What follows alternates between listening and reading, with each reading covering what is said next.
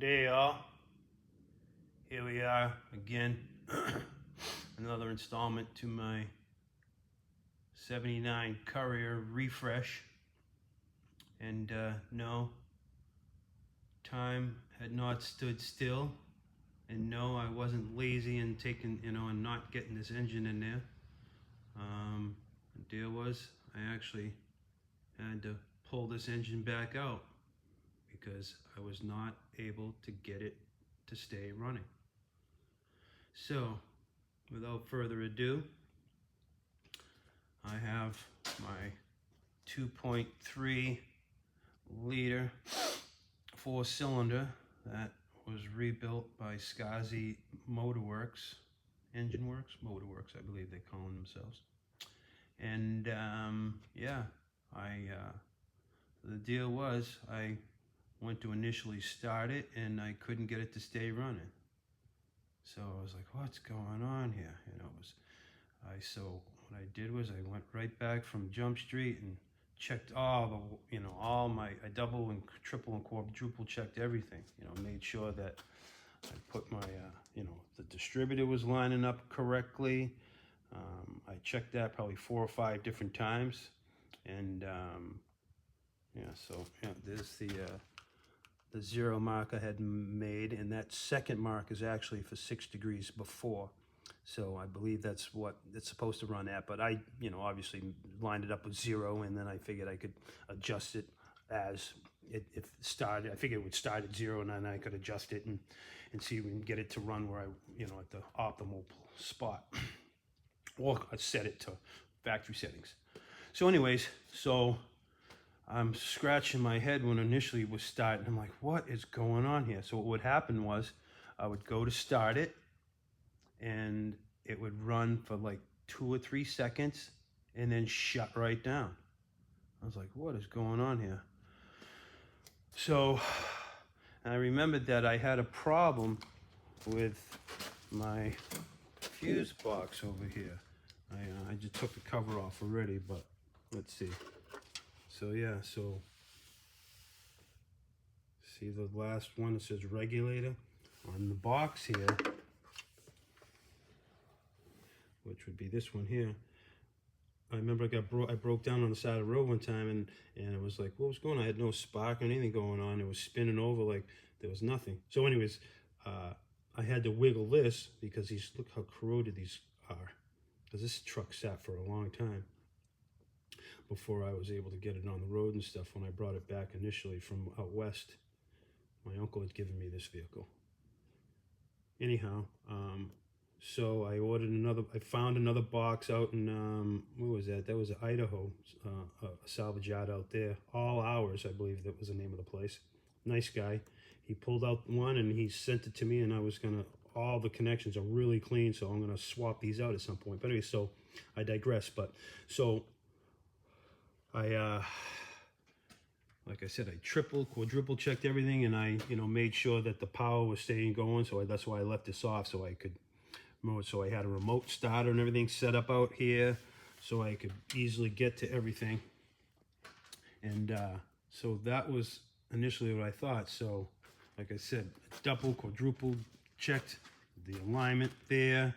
I tested the compression and stuff because I was losing compression after it started for the 2 or 3 seconds and then shut down.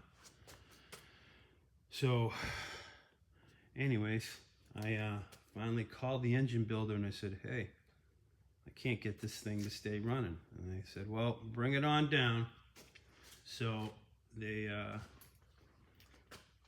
brought it down to their shop probably about a week and a half ago now, and I got a call like 3 days later after I brought it to them, because I was scratching my head. I was like, I hate to be beat by something like this, and I figured something so simple as this. So anyhow, I get the phone call and they go, well, we got some good news and we got some bad news. I said, all right, the bad news, I says, I'm already anticipating I have to pull the engine out, right? And they go, yeah. But the good news is they said, well, we found out what the problem was. So I was like, whoa, so what was it? So, see, they had disassembled this to triple and, double check their work to make sure all that was lined up properly, because they were scratching their heads for about 2 days apparently trying to get this thing going. And so they checked all their work too, and they were scratching their heads. And then so what they did was, when they were initially checking it, because see, I have idiot lights. There's the oil pressure and there's the temperature. So anyways, they hooked up a mechanical gauge to it to, check all that stuff. They figure, oh, we'll make sure, when they got it running, we'll check it. So they went to go start it, and like I said, they had the intermittent, it would start and then it would spin around with no compression.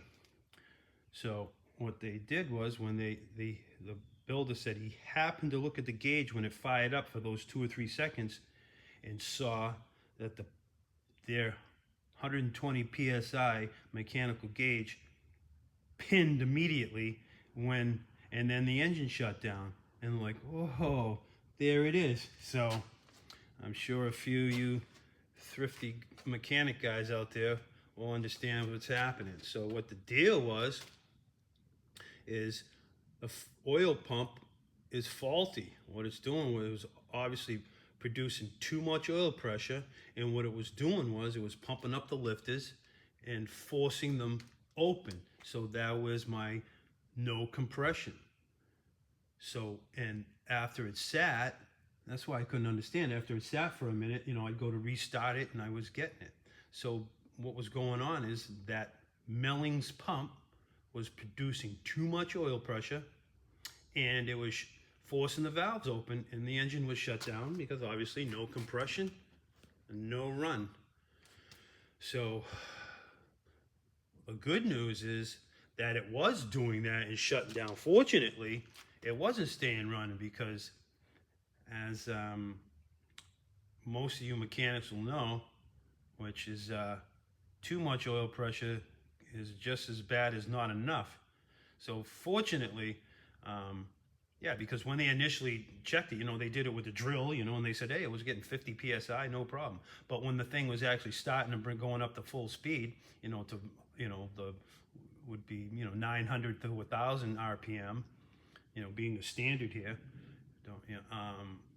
With the drill, you're getting 200 or 300 RPM maybe, and so when it was coming up to full speed, it was just too much oil pressure. So fortunately, it was shutting down, because with too much oil pressure, I mean, you could get into blowing seals, blowing the oil filter right off of the engine. I've seen that happen, and yeah. So that was the good news of it, that it didn't stay running. So that was great. So, and then when they told me that the oil pump, so like I said, I had to pull this engine back out. So because they're just too busy, and they asked me if I could do it. And I said, yeah, sure. They're really good friends of mine. So I said, no problem. I'll help you guys out and take it out. So they're actually going to come here to the shop, R&R this pump. And yeah, see, they had taken all this apart, like I said, to check all their work and stuff. So they're going to come and put this all back together with a new pump. So I know now they're going to, check it and, probably spin the pump faster, I guess, just to make sure that I don't have any problem. Because the check valve in it apparently was stuck or not functioning properly. So after they told me that, I was thinking, I remember reading a thread about a year ago with guys on the high performance end when I was putting my other truck together.